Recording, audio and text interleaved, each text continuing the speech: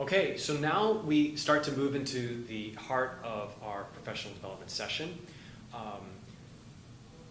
First, a word about how we've structured this. The participants' agenda indicates that we've divided this two-day PD into slices that correspond with knowing, doing, and reflecting, which is, of course, the key aspect of the Envision model. And so this slide is kind of announcing that we're about to move into one of the corners of the triangle. It's kind of repeating a theme through the whole 2 days. And you'll notice that when you click forward on the slide, it's animated so it zeroes in and it lets participants know that, okay, we're moving into a section that's about knowing in this case.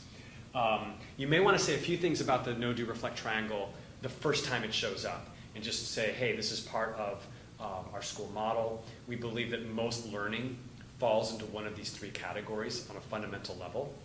Knowing is, of course, about the inputting certain knowledge and skills that are needed. Doing, of course, corresponds with process and practice, hands-on creation, those kinds of things.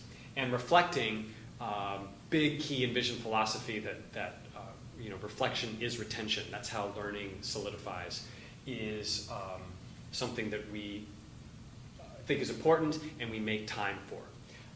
You may want to note that one of the aspects of living in this new world of performance assessment is that a lot of school has traditionally focused on knowing and hasn't really gotten to the doing and reflecting, and that's one of the key things about Envision, is that we believe that knowing is still important, but students, learners, have to be doing and reflecting as well for learning to really be complete.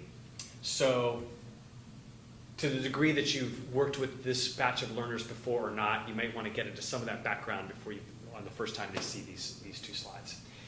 Anyway, we're now moving into a significant chapter of the two-day PD, and it is simply a know session on what defines a performance assessment. We're going to spend some time kind of calibrating on what that term means.